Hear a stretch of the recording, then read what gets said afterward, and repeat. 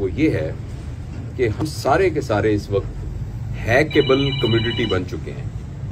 ये जो हमारे हाथ में डिवाइस है ना, ये हमें लगता है कि शायद हमारे फायदे के लिए इजाद की गई है, और हमें ये लगता है कि ये फेसबुक है, ये मेरी सहूलत के लिए है, और व्हाट्सएप मेरी सहूलत के लिए है, और इंस्टाग्राम मेरी सहूलत के लिए है। लेकिन ये ऐसा नहीं है। आप पीटीसीएल की कॉल करें तो आपको 5-10 रुपए देने पड़ते हैं। आप किसको खत लिखें तो आपको 10 रुपए की टिकट लगानी पड़ती है। हमारे ज़हन में ये सवाल आना चाहिए कि व्हाट्सएप मुफ्त क्यों है? मैं अपनी बहन से डबलिन में बात करता हूँ, 1-1 घंटे वीडियो बात करता हूँ, मुझे पैसे क्यों नहीं मुझसे ले रहे? अच्छा, जिसने ये बनाया है वो उस पर अरबों डॉलर खर्च कर रहे हैं। इलॉन मस्क ने ये 42 बिलियन डॉलर की एक चीज खरीदी है, और वो चीज इस ऐनक जितनी भी नहीं है। उस चीज का नाम है ट्विटर, और ट्विटर से एक पैसा भी कोई नहीं कमा रहा। तो उसने 42 बिलियन डॉलर इतने बड़े बिजनेसमैन ने क्यों खर्च किए हैं? वो इसलिए कि जो हमारे हाथ में चीज दी गई है, इसके जरिए मुझे और आपको हैक किया जा रहा है। पहले हमें ये कहा जाता था कि हम हैकेबल एनिमल हैं, स्पीशी हैं, हम हैक हो चुके हैं। अगर आपको मेरी बात का यकीन नहीं आ रहा तो आप अपना अपना मोबाइल निकालिए और फेसबुक खोलिए, हम सबकी स्क्रीन डिफरेंट होगी। जबकि आप सिनेमा में फिल्म देखने जाएं तो एक ही स्क्रीन होगी, टीवी आप ऑन करें एक चैनल तो, लेकिन ये मेरी और आपकी हर एक की स्क्रीन डिफरेंट है, इसलिए कि मुझे और आपको हैक किया जा चुका है। ये फिक्शन नहीं है।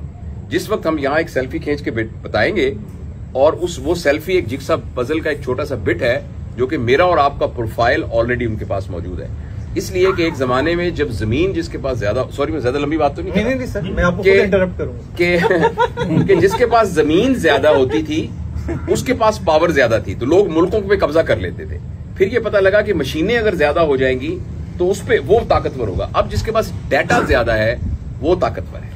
ये बात मैंने इसलिए आपको बताई कि इस वक्त बहुत फजूल डाटा इसके ऊपर आ रहा है, और उस डाटा के जरिए हमारे दिमाग को प्लूट किया जा रहा है, खास तौर पर हमारी यूथ के। तो मैं इसकी तफसील में जाने की बजाय सिर्फ मैंने इशारतन अर्ज किया है, हमारे लिए इसके ऊपर जो ये काम कह रहे हैं, वीलॉग बनाना या जो हम अच्छी बात सोच रहे हैं उसको बयान करना इसलिए बहुत जरूरी है कि हम उस गलत डाटा को कम से कम कुछ ना कुछ कम्बैट कर सके, कोई ना कोई अच्छी बात इसके ऊपर नजर आए। दुनिया का तो अब तो ये तो हिस्सा बन गया है, और हमारा भी जिंदगी का हिस्सा है। इसमें अब इसको अपने आप को बचाएं कैसे? देखिए, मुझे तो ये लग रहा है कि बहुत जल्दी इंसानियत ने यह फैसला किया हुआ है, इंसानियत ने इस बुनियाद पर फैसला किया हुआ है कि लोगों का वैल्यू सिस्टम अब ये बन गया है कि जिसके पास पैसा ज्यादा होगा वो ताकतवर होगा। पैसे की अहमियत हमेशा मुआशरे में रही है, लेकिन पैसा वैल्यू सिस्टम के एतबार से टॉप पर नहीं था। वैल्यू उस चीज की थी जो पैसे के बगैर खरीदी जा सकती है। हम भी कहेंगे कि ईमानदारी की ज्यादा वैल्यू है पैसे से, सच्चाई की।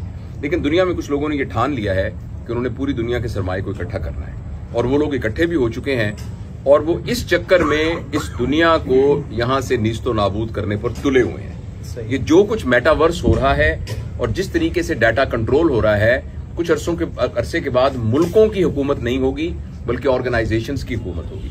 अभी भी गूगल का बजट जो है वो बहुत सारे मुल्कों से ज्यादा है। तो इसमें मैं आपके सवाल का जवाब देता हूं। तेज बारिश हो रही है, आप क्या बताइए इस बारिश से कैसे बचें? मुझे जाना तो है एनआईसी में, तो आप बारिश को नहीं रोक सकते।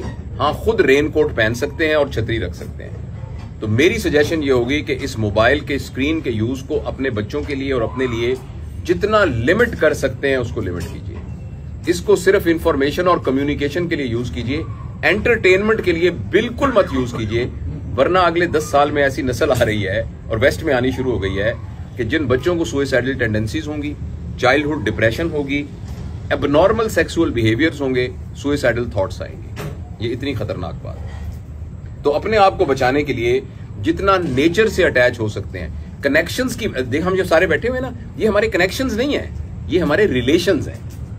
लेकिन मेरे 10,000 फॉलोअर हैं अगर, तो ये मेरा कनेक्शन है। बच्चों को रिलेशंस पर लेके आइए, बच्चों को तफरीह गाहों में लेके जाइए, बच्चों को साइबर वर्ड से दूर कीजिए, बच्चों को फिजिकल टाइम दीजिए। ये इससे बचने का तरीका है, अदरवाइज ये एक तूफान है जो आके तबाह कर देगा। सर, आप एक